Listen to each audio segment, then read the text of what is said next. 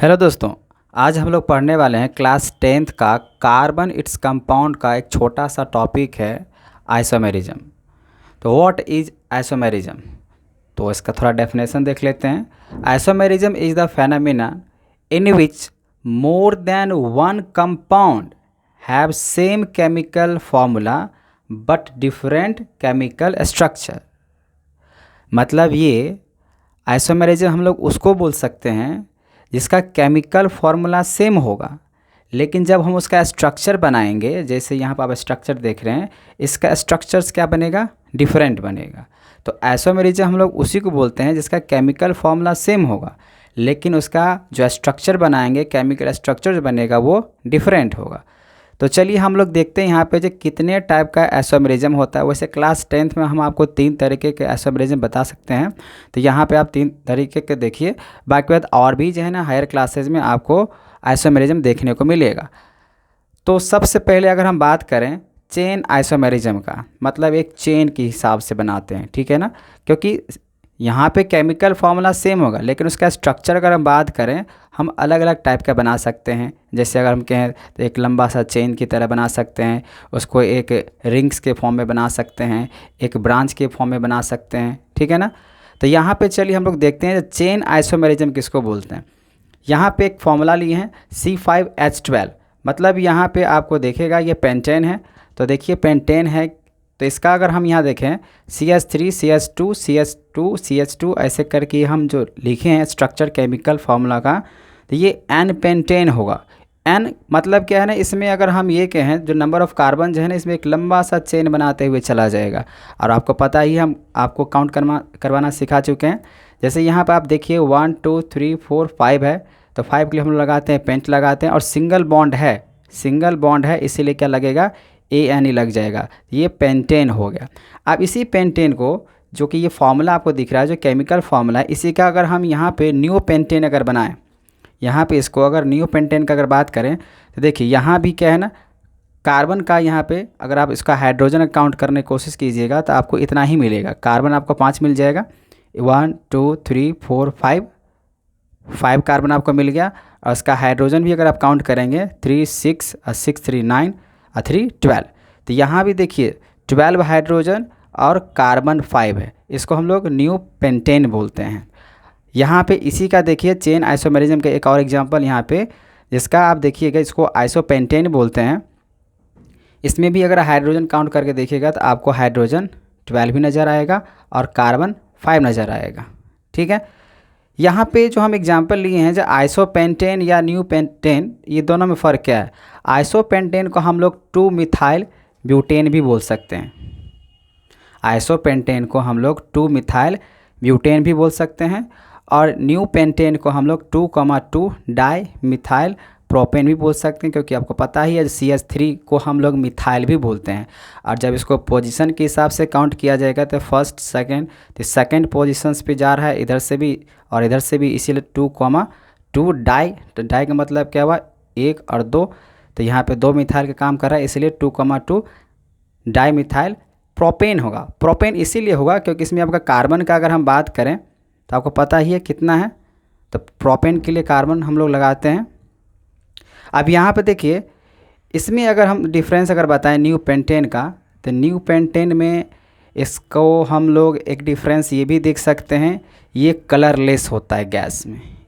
और colourless gas अगर new pentane का बात करें तो इसको हम क्या बोल सकते हैं, ये एक कलरलेस गैस होता है। इसका बॉइलिंग पॉइंट का अगर हम बात करें 9.5 डिग्री सेल्सियस होता है। वही अगर हम आइसोपेंटेन का अगर बात करें तो आइसोपेंटेन क्या हो सकता है, इसका डिफरेंस अगर पूछ दिया जाए आपको तो ये होता है कलरलेस, ये भी होगा, ठीक है ना, ये भी कलरलेस होगा, लेकिन कलरलेस इसका लिक्विड होता है, ठीक है। और इसका अगर हम बॉइलिंग पॉइंट का अगर बात कहें तो बॉइलिंग पॉइंट होता है 27.9 डिग्री सेल्सियस होता है, ये आइसोपेंटेन हुआ, ठीक है ना। और वही जो एन पेंटेन का अगर बात करें, इसका बॉइलिंग पॉइंट अगर हम कहें, इसका बॉइलिंग पॉइंट, तो बॉइलिंग पॉइंट हो जाएगा इसका 36.1 डिग्री सेल्सियस, ठीक है। तो ये हुआ एन पेंटेन, मतलब ये चेन आइसोमेरिज्म हुआ। तो यहाँ पे देखें जो केमिकल फार्मूला सेम है लेकिन इसका स्ट्रक्चर एन पेंटेन का हुआ, आइसोपेंटेन हुआ, न्यू पेंटेन हुआ, ये डिफरेंट स्ट्रक्चर दे रहा है। तो आइसोमेरिज्म उसी को बोल सकते हैं जिसका केमिकल फार्मूला सेम होगा लेकिन स्ट्रक्चर डिफरेंट होगा, ठीक है। अब यहाँ पे सेकेंड टाइप अगर हम आइसोमेरिज्म का बात करें तो है पोजीशन आइसोमेरिज्म। तो पोजीशन आइसोमेरिज्म किसको बोल सकते हैं, तो देख लेते हैं। The position of the functional group या substituents atoms are different in position.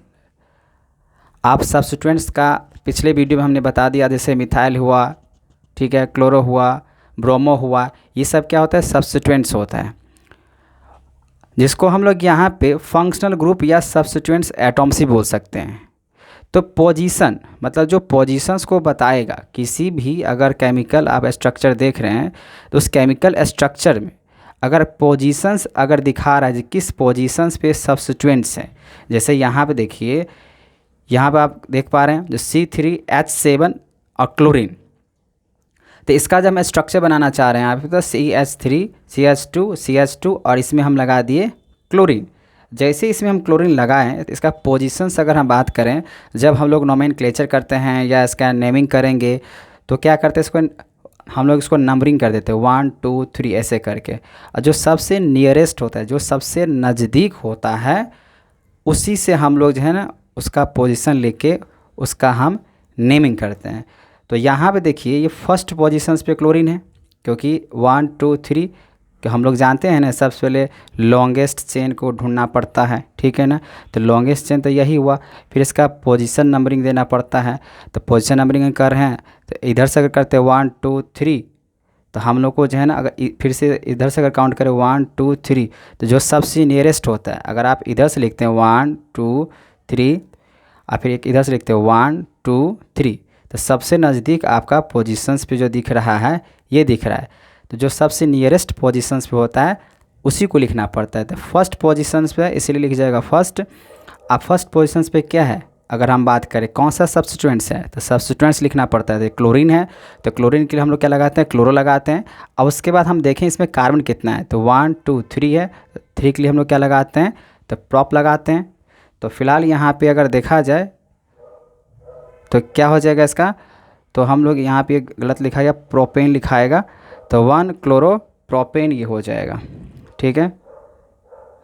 ये क्या हो जाएगा 1 क्लोरो प्रोपेन। हम 1 लिखें चाहे नहीं लिखें कोई दिक्कत नहीं है, ठीक है। आप इसी में देखिए अगर इसका सेकेंड अगर हम एग्जाम्पल्स नहीं मतलब इसी का, ये देखिए केमिकल फार्मूला सेम है लेकिन इसका स्ट्रक्चर हम ऐसे ही बना सकते हैं।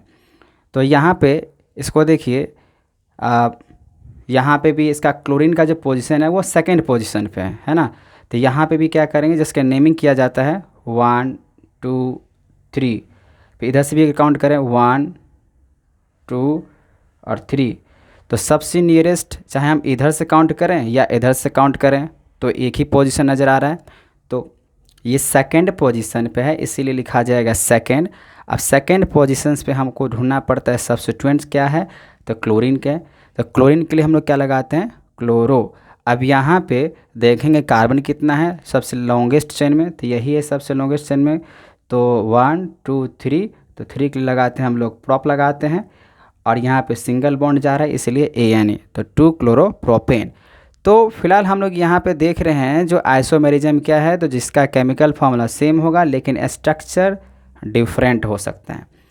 अब यहाँ पे एक और टाइप यहाँ पर रह गया है फंक्शनल आइसोमेरिज्म। फंक्शनल आइसोमेरिज्म किसको बोल सकते हैं, इसको हम लोग एक बात कहें तो फंक्शनल ग्रुप के नाम से भी जानते हैं, ठीक है ना। जैसे यहाँ पे हम केमिकल फार्मूला लिए हैं, ठीक है। अब केमिकल फार्मूला तो आपको पता ही है, हम बार बार कह रहे हैं आइसोमेरिज्म क्या होता है, केमिकल फार्मूला सेम होगा लेकिन जो केमिकल जो स्ट्रक्चर होगा ना वो डिफरेंट हो जाता है, ठीक है। तो यहाँ पे देखिए हम प्रोपेनल का लिए, आपको पता ही है यहाँ पे प्रोपेनल के लिए हम लोग लगा रहे हैं जो कि एल्डिहाइड के लिए हो जाएगा। तो देखिए यहाँ पे क्या होगा, तो कार्बन कितना है 1 2 3, तो यहाँ पे कार्बन आपका 3 हो जाएगा। उसके बाद यहाँ पे सब स्टेबल आपको नज़र आ रहा है, ठीक है। तो इसका अगर स्टेबल हो रहा है तो अगर हाइड्रोजन काउंट कीजिएगा आपको 9 हाइड्रोजन होगा, 6 और 3 9, तो 3 इधर देखिए और 2 इधर हो गया आपका 6 X7।